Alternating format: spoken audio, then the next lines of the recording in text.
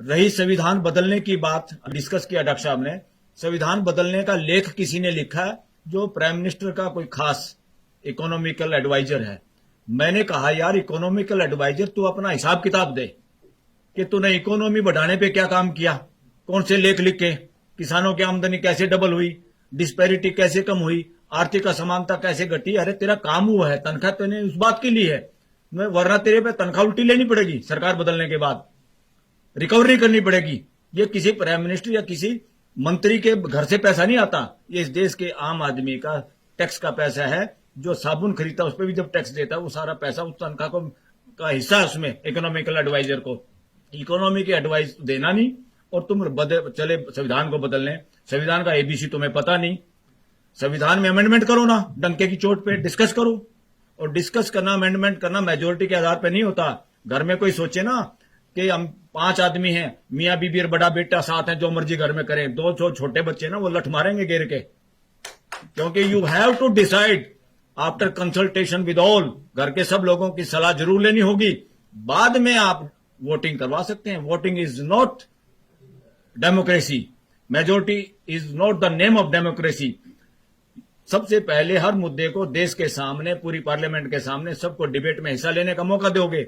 ये कैसा समय आ गया है, तुम माइक बंद करने लगे हो लोगों का। पूरा देश देखता है। ये बात उसमें नहीं जाते हम कौन पार्टी का राज है किसका नहीं है। देश में लगातार शासन मानसिकता बढ़ती जा रही है। उसका मतलब है जो आदमी एक बार बन जाता है वो सोचता मैं जो कह रहा हूं वही चलना चाहिए। अरे डेमोक्रेसी में शासन नहीं चलता।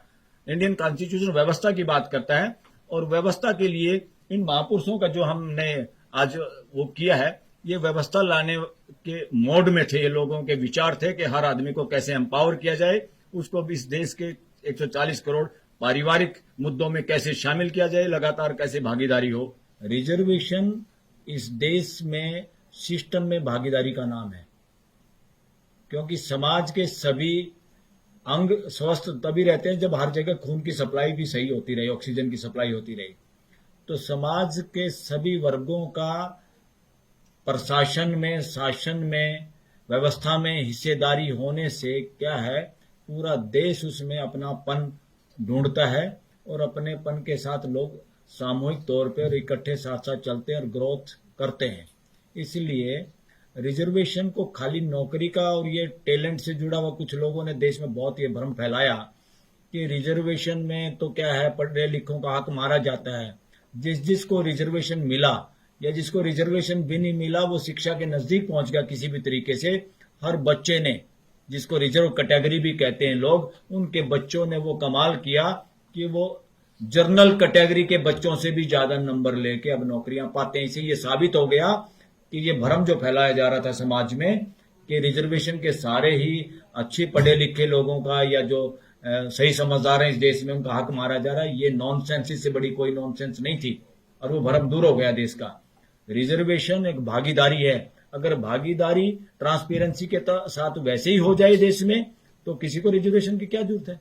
ये रिजर्वेशन की मांग भी तब तक है क्योंकि समाज ये फील करता है कि पूरे समाज की भागीदारी नहीं है। घर में भी सबकी भागीदारी ना हो तो घर में भी झगड़ा होता है। तो भागीदारी सुनिश्चित करना का रास्ता रिजर्वेशन है।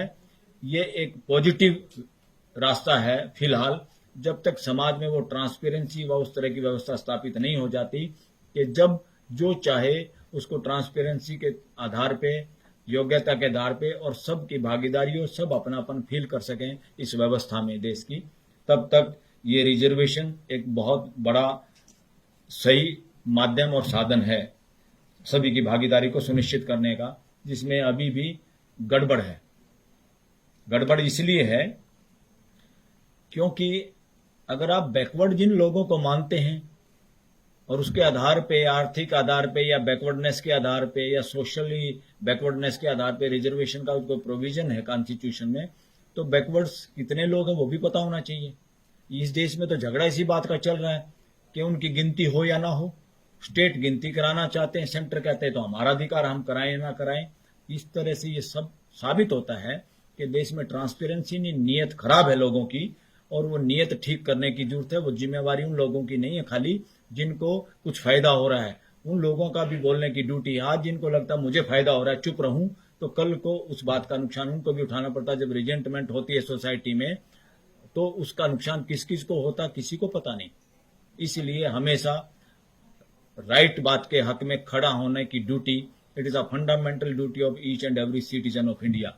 अगर हम उस वक्त नहीं बोलते तो जब गलत समाज में होता है तब उसमें हमारी खुद की जिम्मेदारी होती है, किसी और की नहीं। लेजिस्लेचर जिसका काम है कानून बनाना संविधान के अनुरूप, कार्यपालिका जिसमें प्राइम मिनिस्टर से लेके ही द चीफ एग्जीक्यूटिव ऑफिसर और सारे मंत्री और सारा नीचे की ब्यूरोक्रेसी।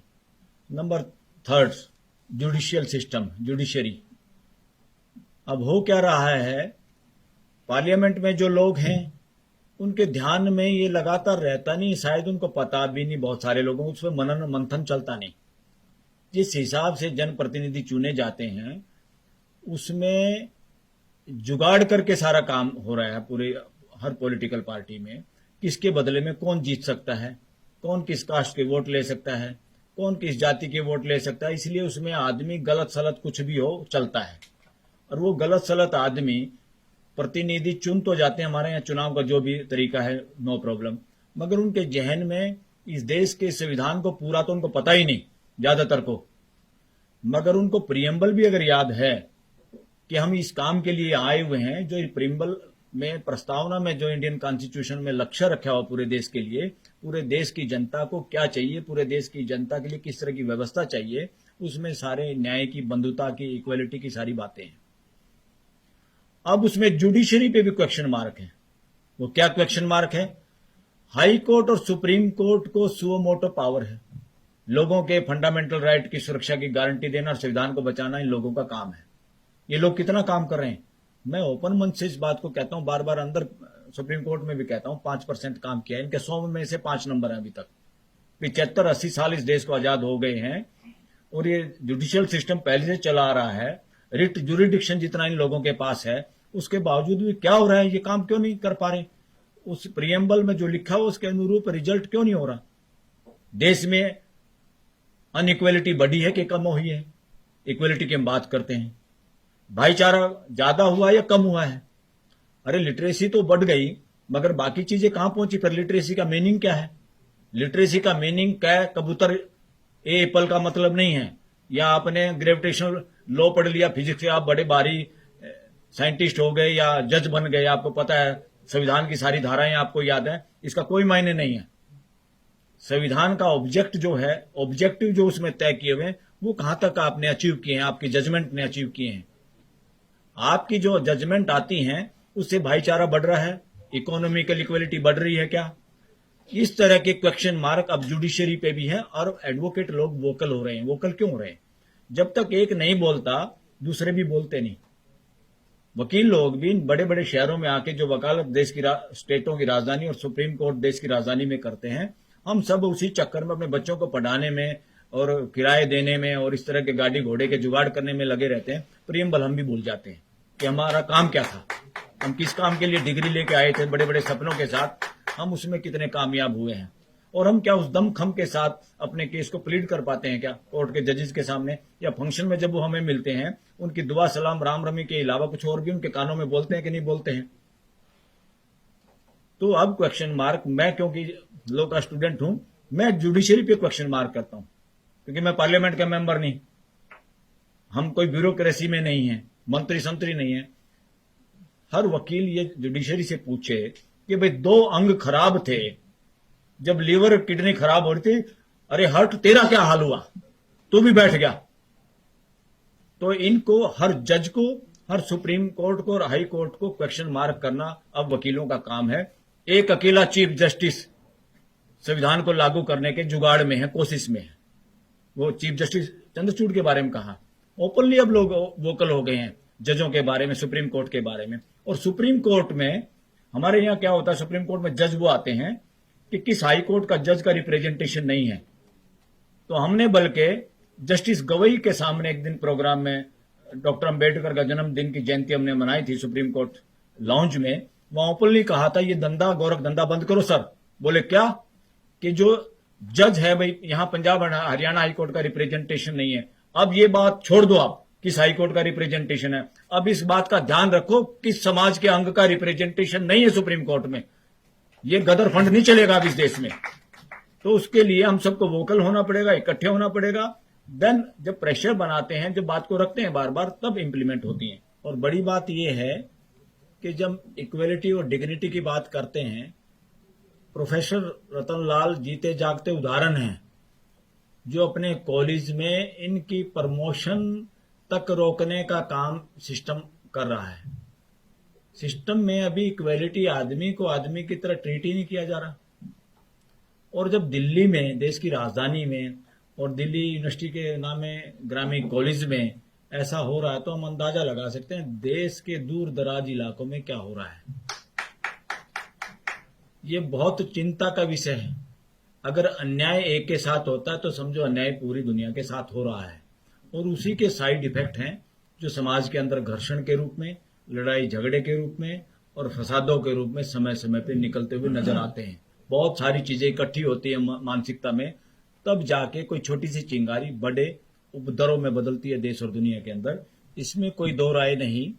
अभी तक हमारे देश में जितनी भी यूनिवर्सिटीज हैं, इनमें चलन ही नहीं रिसर्च करने का। क्या रिसर्च करने का?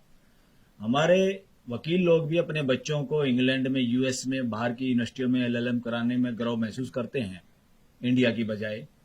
क्या कारण है?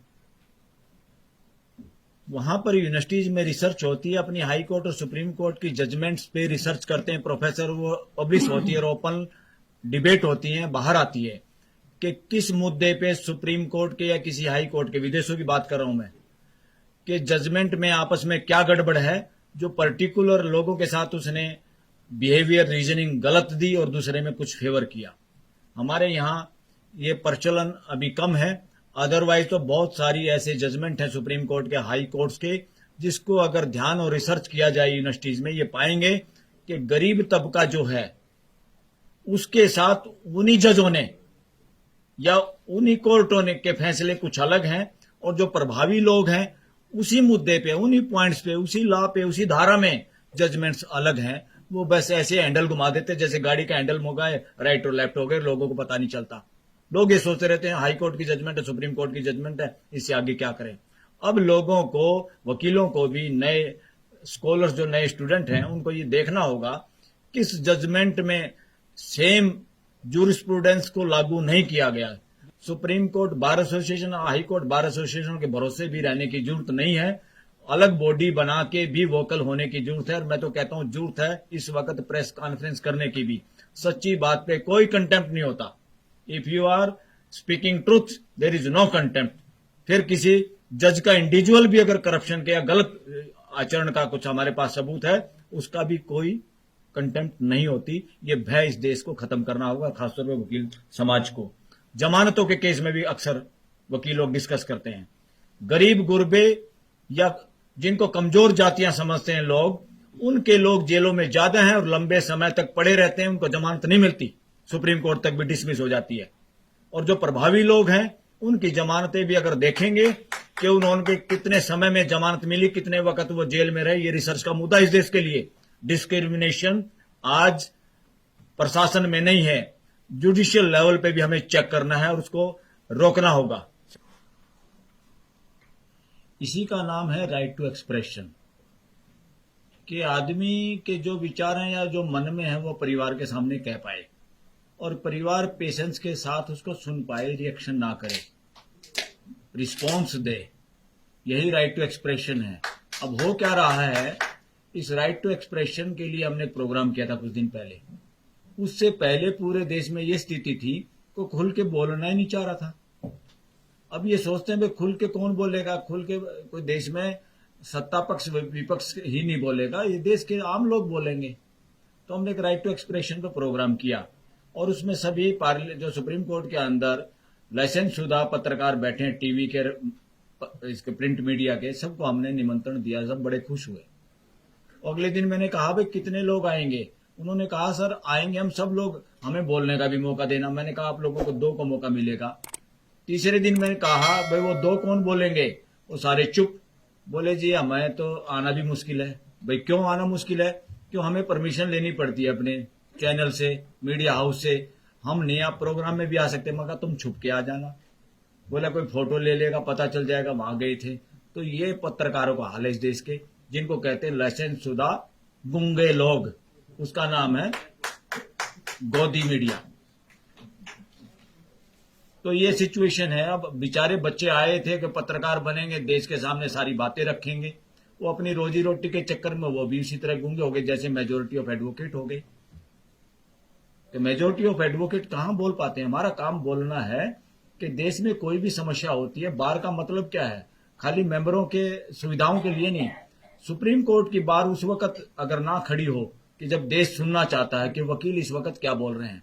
सुप्रीम कोर्ट अगर अपने जजमेंट के जरिए नहीं बोलती, वो गूंगी अगर हो जाती है, तो सुप्रीम कोर्ट बार के लोगों को, मेंबरों को, एडवोकेट्स को बोलना चाहिए। अगर एससीबीए भी नहीं बोलती तो कुछ लोग ऑर्गेनाइजेशन बना के बोलें तो देश को राहत मिलती है कि कोई बोल रहा है। यहां से अगर आवाज आती है तो जो लोग दूसरे विंग हैं देश में, जुडिशियल हो, लेजिस्लेचर हो, चाहे कार्यपालिका के लोग हैं, सबका ध्यान जाता है। सुप्रीम कोर्ट के वकील बोलते हैं तो ये क्या बोला है। तो क्योंकि सुप्रीम कोर्ट कल 2-3 दिन पहले, 2-4 दिन पहले की बात है, कोई एक प्रोफेसर आ गया, शायद प्रोफेसर था, वो 370 में उसने हिस्सेदारी की। तो 370 में हिस्सेदारी के लिए उसने यहां कोई आ गया कोर्ट में, थोड़ी देर के लिए उसने आर्गुमेंट किए या कैसे अपीयर हुआ वो सुप्रीम कोर्ट में।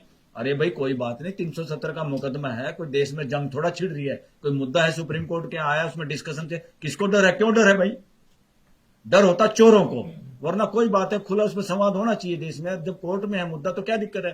तो पता चला जिस दिन वो बेचारा प्रोफेसर यहां अपीयर हुआ, अगले दिन उसको नौकरी से हटा दिया। ये सिचुएशन इस देश की, ये इमरजेंसी नहीं तो क्या है? वो तो शुक्र है सुप्रीम कोर्ट के चीफ जस्टिस में जो है उनकी रीढ़ की हड्डी में थोड़ा दम है, उन्होंने जिक्र किया अटॉर्नी जनरल को भी, सॉलिसिटर जनरल को भी। क्या हुआ? तो उन्होंने जब जिक्र किया तो चुपचाप जाके उसको अगले दिन रिस्टेट किया। ये तो सुप्रीम कोर्ट का चीफ जस्टिस करता है। अरे ये काम तो वकीलों को भी करना चाहिए था। पाकिस्तान को हम अपने से बैकवर्ड देश बताते हैं, पाकिस्तान का चीफ जस्टिस को वहां की सरकार हटा देती है, हटाने के बाद सारे देश के वकील सड़क पे आ जाते हैं, और हटा हुआ चीफ जस्टिस इस देश में, इस पूरे ग्लोब पे, धरती पे को भी दोबारा नहीं लगा, वो पाकिस्तान में लगा। हटाया हुआ चीफ जस्टिस दोबारा गद्दी पे बैठा लोगों के प्रेशर की वजह से। तो बताओ डेमोक्रेसी हमारे से ज्यादा कहां है? पाकिस्तान में है नहीं क्या? उसको हम ऐसे बदनाम करें? जिसकी पड़ोसी से नहीं बनती उसकी किसी से नहीं बनती। It is a fundamental duty of each and every human being. अगर हम घर में हैं, अगर हमारी पड़ोस में नहीं बनती तो हमारे अंदर कमी है। तो बार बार ये चिल्लाने से फलाना देश बुरा, फलाना आदमी बुरा, ये वो लोग करते हैं जिनके पास सॉल्यूशन नहीं है, संवाद नहीं है, हिम्मत नहीं है, जिनका हिडन एजेंडा है। वरना पड़ोसी का क्या बुरा, कुछ उसकी मान लो, कुछ अपनी मनवा लो, संवाद होगा तो सब कुछ हल होगा। वो सर एक और बात कहते थे चौधरी छोटू राम लोगों को भाषण देते वक्त कि मंडी और फंडी से बचो। मैं आपको बताना चाहता हूं उसका मतलब क्या है। फंडी का मतलब उनका था जो आस्था के नाम पे आप लोगों को दास बनाते हैं, जो उसका लॉजिकल आंसर नहीं देते या उसके आंसर देने से भागते हैं। जो लोग ये कहते हैं जो हम कह रहे हैं वो मान लो, उनका नाम उन्होंने रखा, उस वर्ग का नाम रखा फंडी। फंडी मतलब आस्थाओं को चुपचाप मान लो, और जबकि आदमी मानने वाली चीज नहीं है, आदमी समझ के मानने वाली चीज है अस्तित्व में। यही संघर्ष चलता रहा।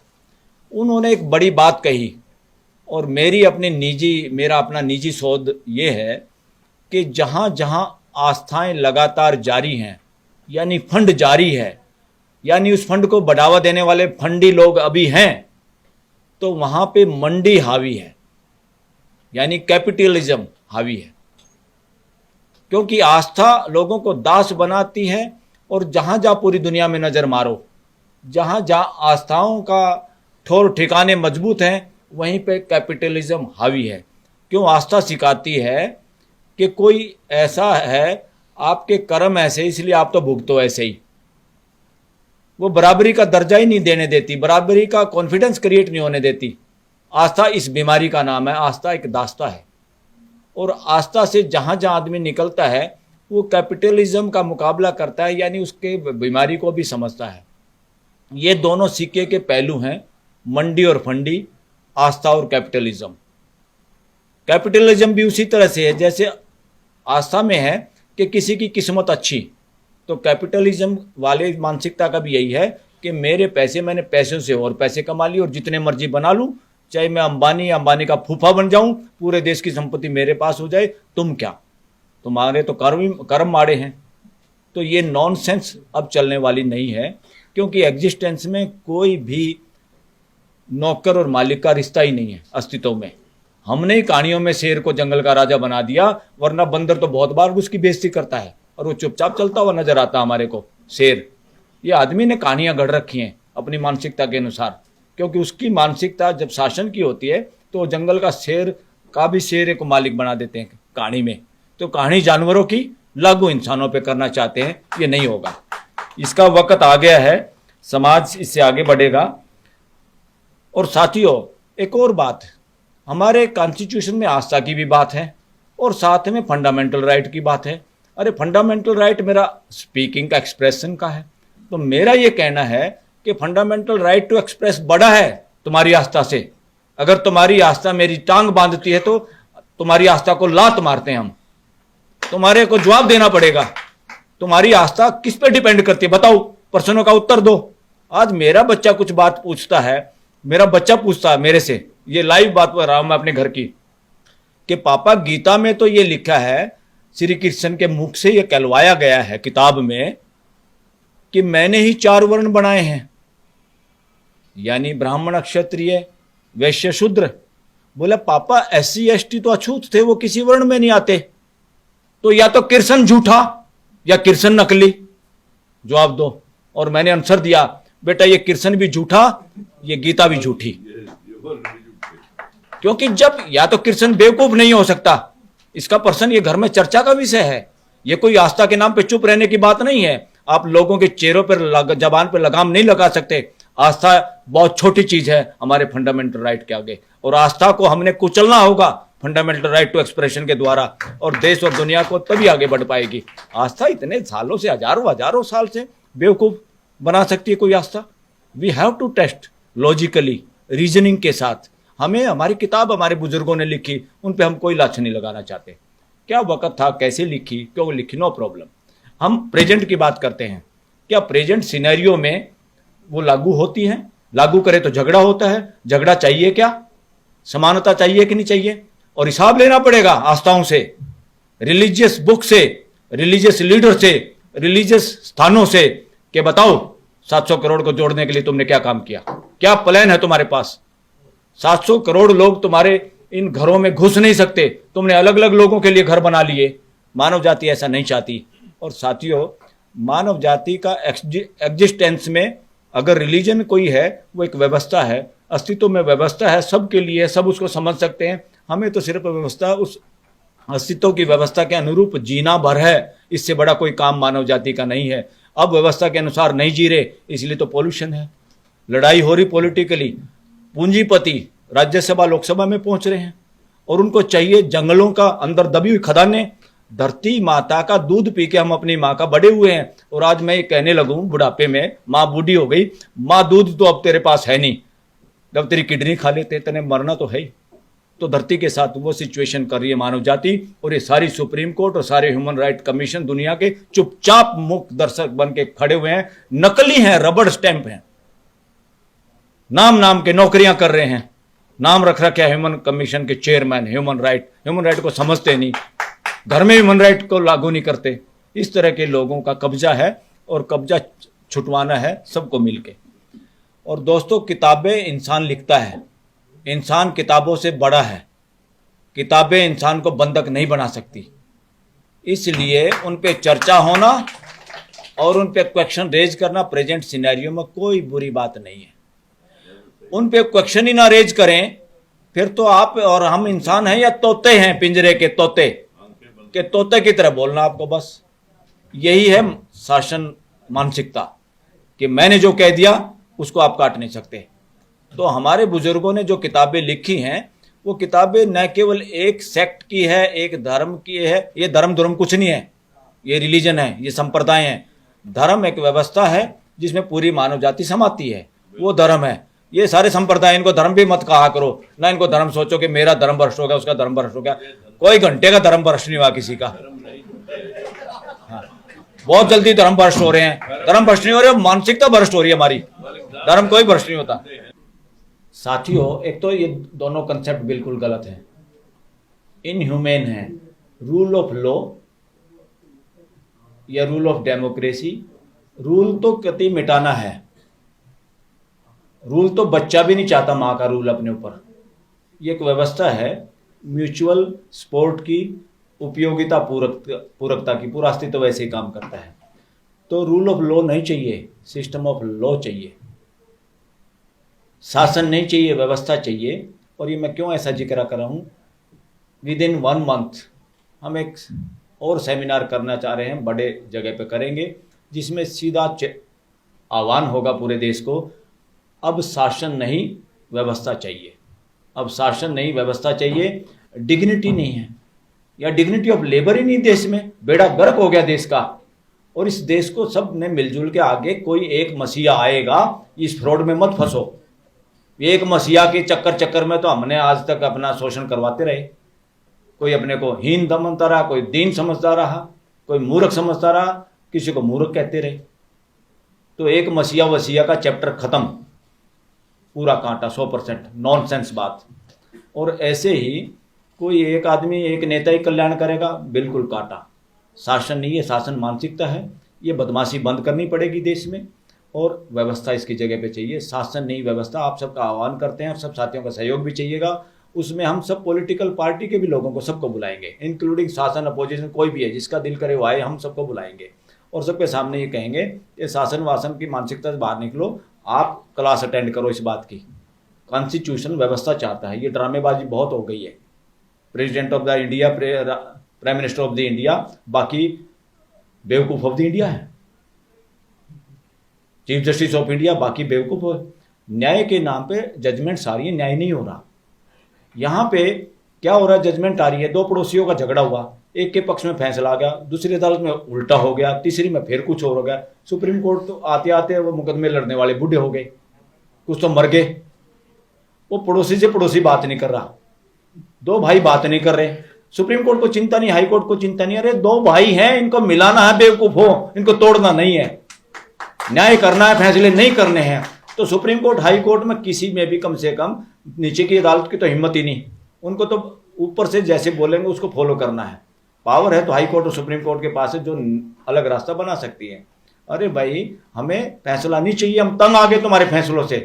और इनका ठिकाना भी थोड़ा नीचे करना पड़ेगा। ये जो ऊपर बिठा रखे हैं ना, इनको बराबर में करना होगा, भागीदारी करनी होगी। इसलिए मीडिएशन अब लोगों को पसंद है।